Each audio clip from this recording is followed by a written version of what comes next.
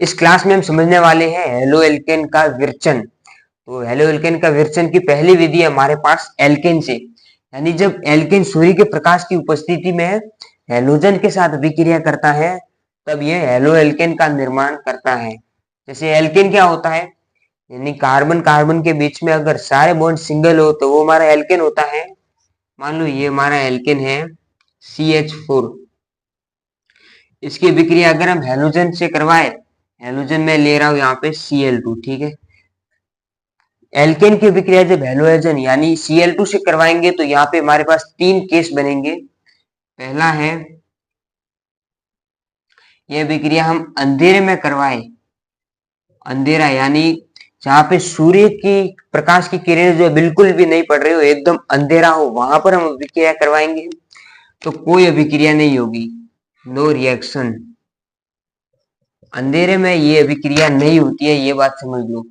दूसरा है कि अगर ये अभिक्रिया हम सीधे सूर्य के प्रकाश की उपस्थिति में करवाएं, सीधा सूर्य का प्रकाश यानी जहां बीच में कोई रुकावट ना हो, सीधा सूर्य, जिसे हम एच म्यू से भी लिख सकते हैं, क्योंकि फोटोन के छोटे छोटे पैकेट होते हैं ऊर्जा के जिन्हें फोटोन कहते हैं, और उसे हम एच म्यू से प्रदर्शित करते हैं। एच म्यू उसकी ऊर्जा होती है, ये हम पहले पढ़ चुके हैं।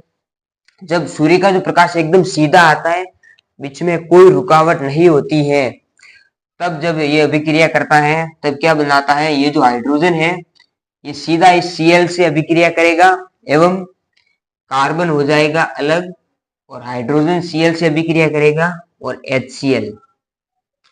इसे अगर बैलेंस करना चाहो तो 4 हाइड्रोजन है, क्लोरीन 2 है, उसके आगे 2 लगा दो।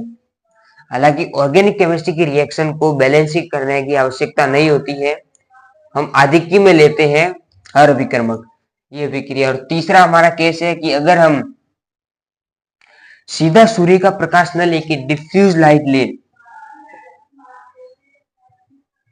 डिफ्यूज प्रकाश यानी जैसे सूर्य का जो प्रकाश है वो सीधा नहीं आ रहा है, बीच में कोई कांच वांच लगा दिया, लेंस थोड़ा डिस्ट्रैक्ट होके आ रहा है, डिफ्यूज लाइट जिसे हम कहते हैं, जब ये लेते हैं तब क्या होता है, तब हमारा जो कार्बन है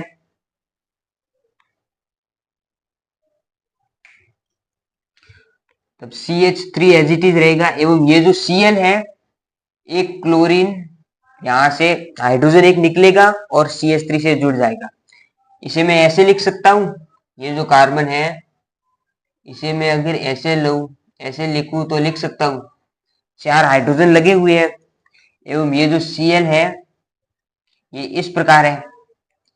तो यहां से क्या होगा, एक हाइड्रोजन निकलेगा और इस एक Cl को लेके भाग जाएगा, और ये जो एक Cl बचेगा ये यहाँ पे आके लग जाएगा, जिसे हम CH3, और उससे एक Cl लगेगा, एवं ये जो HCl है ये बाहर निकलेगा।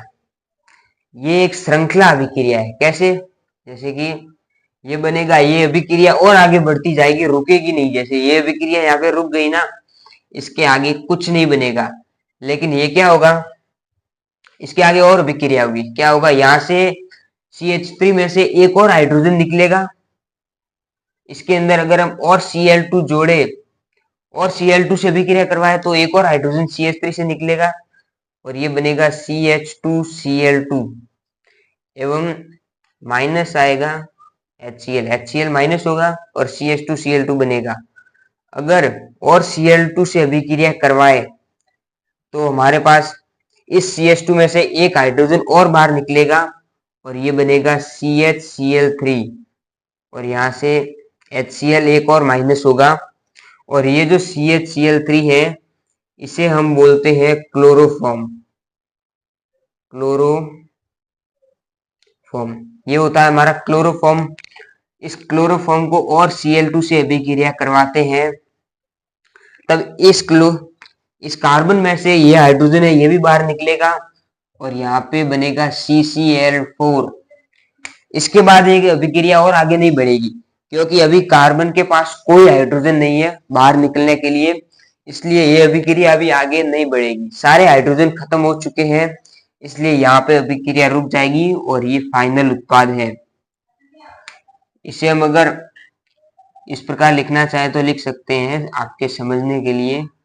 ये जो कार्बन है इससे चारों ओर क्लोरीन जुड़े हुए हैं, ये है फाइनल रिएक्शन।